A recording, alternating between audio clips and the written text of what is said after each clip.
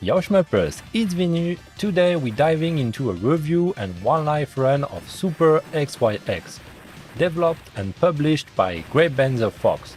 Originally released on PC in 2020, the game was also launched on all modern consoles, PlayStation, Xbox and Switch in October 2024 as a digital-only release for now.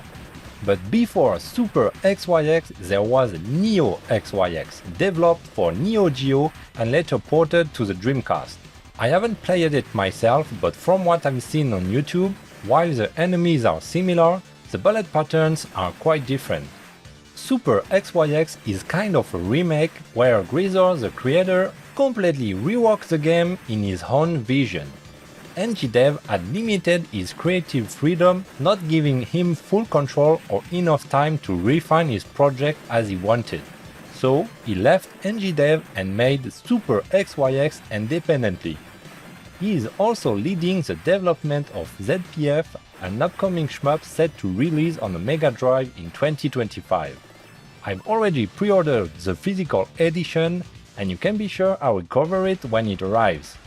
Highly inspired by early 90s shoot 'em ups, especially Toaplan, with many references. The game features bold, round visuals characteristic of the developer, brought to life with a stunning pixel art, a beautiful homage. It also carries that hyper-muscular, testosterone-fueled, macho vibe from that era, sprinkled with psychedelic vibrant colors. It's a truly unique style that Greaser has developed over the years. You can feel a bit of his touch in past NGDev games like Gauntlet and of course his upcoming ZPF. I personally love this flashy aesthetic, but I can see how it might not be for everyone. When I say Toaplan, I mean Toaplan from the modern area, with Ikeda like Batsugun or V5 with a smaller hitbox, though not quite Danmaku yet, slightly slower patterns and a short game of around 20 minutes. The difference is that in Super XYX you need to be aggressive and rush toward enemies, somewhat like in a compiled shmup. The chiptune soundtrack is enjoyable and a nice tribute to Toaplan, even if it's a bit classic. We have a 3-button gameplay setup, an auto-fire shot, a button to slow down your speed, and a bomb. There are those pesky power-ups to collect, as well as options that come in sets of 2 up to a maximum of 4. When you die, you lose 2 options and 1 power-up. While recovery after death is manageable, since there is no checkpoint system, you definitely don't want to die too often in a row or you will end up underpowered and overwhelmed. There are 7 ships with different shot types and bombs, featuring some unique mechanics, though only 3 are available from the start. To unlock the other ships, you will need to clear the arcade mode with a 3-credit limit. This will unlock a boss rush mode, which you must also complete to unlock a new ship each time. It's not that easy. Even with 3 credits, losing one sends you back to the start of the stage with minimal firepower, 3 lives and a few bombs. I struggle a bit, but by the time I pulled it off, I had learned the game well enough to one-life clear it with Cobra on my first attempt. Cobra is hands down the best ship, heavily inspired by Twin Cobra, even down to its name. Super XYX might seem difficult at first with its fast Toaplan style patterns, but it's actually quite manageable. You get a ton of smart bombs, plenty of extra lives throughout the stages, and most importantly, you can abuse bullet seeding everywhere. But what is bullet seeding, dear Vinu? It means that enemies need to be at a minimum distance from the player before they can fire. If they are too close, they simply won't shoot. This technique is commonly used in shmups, especially against ground enemies that players can hover without colliding. A famous example is the tanks in Dodonpachi, but you will find it in almost every manic shooter. The issue is that in Super XYX you can bullet seal not only on ground enemies but also on airborne ones that don't have a hitbox. Even bosses are affected, make it easy to find safe spots and take them down effortlessly. If it happened with just one boss, it wouldn't be a big deal, but when it applies to 3/4 of the game, it becomes a serious flaw. This is, in my opinion, the biggest drawback of the game. They should have limited this technique to ground enemies, like in 99% of shoot 'em up. If it's done this way, there must be a reason. While we are on the topic of flaws, I have to mention some visibility issues, especially in a fire stage, where sometimes I can't see anything. The bosses sometimes have random patterns, which isn't a bad thing, but here it's often poorly executed. For example, take the stage 3 water boss.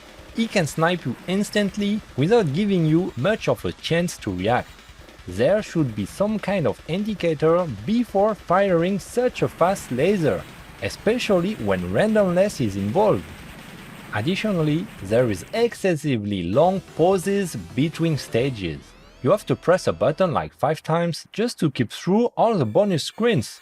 It kills the pacing and gets annoying. Thankfully, there is an option to reduce them. If you make it through the first 2 stages without dying and grab a special bonus at the start of the stage 3, you will unlock the Gauntlet at the end of the stage. It's an extra level in a form of boss rush with a unique boss at the end. Once you defeat it, before moving on, you collect a ton of bonus items, mostly food and 90s game cartridges. Honestly, I don't see the point of this section other than slow down the pace. It's not fun and feels unnecessary to me. Accessing the Gauntlet also unlocks the true last boss. Since this is a one life clear, you will definitively tackle the Gauntlet and the true last boss during this run. That said, aside from its badass Predator-like design, the TLB isn't particularly threatening. There is none of the tension you would expect from such an encounter in a shmup. Here it's a walk in a park, gets demolished in no time and see ya. When I compare it to the TLB in Softstar, now that was intense. I really wish there was a higher difficulty mode. I clear arcade on challenging in just 2 days without much struggle.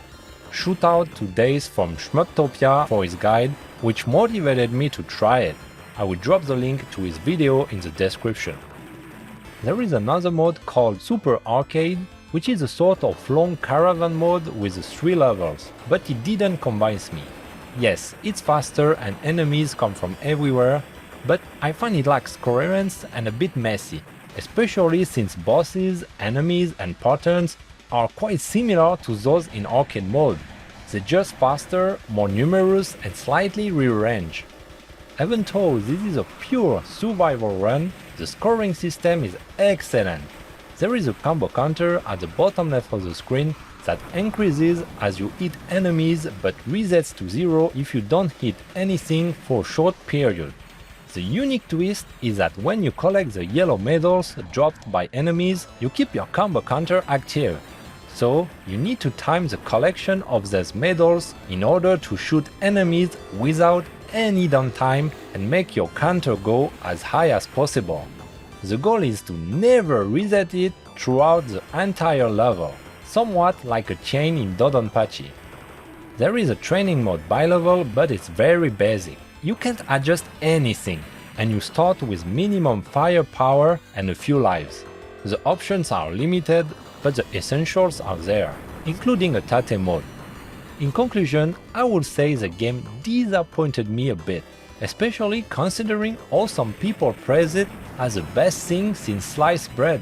I had high expectations. Super XYX is a big nod to the 90s, with a strong homage to Toaplan, but adds its own personality. It's visually appealing, well animated, features great chiptune music and has some cool and original patterns. However, the issue is that you can skip through 3/4 of the game by bullet seeding excessively. Coupled with some visibility problems, it feels like an unpolished game, which is a real shame because the scoring system is great, but honestly I don't feel motivated to delve deeper into it. In the end, if you're looking for a modern Toaplan game with a Psycho touch, I would recommend playing Softstar, a real gem. And if you are after something more hardcore, Check out Crazy Swing, which is like a truck stunt 2.5. While I did enjoy playing Super XYX, I don't think I will be come back to it. For less than 10 bucks, it does the job. Let's not be too harsh, it's not a bad game at all. Alright, I leave you with the end of my run. I decided to just do a review and not commented the gameplay. Ultimately, there is not much to say about it. You position yourself like I did, and if things go wrong, just drop a bomb. Thanks for following along. Feel free to share your thoughts on Super XYX. I'm really curious to hear your opinions because when I watch other reviews, I feel like I'm the only one who was a bit disappointed. Enjoy the rest of the run, and as for me, there is only one thing left to say: ciao Shmupers! And remember, life's always better with a croissant.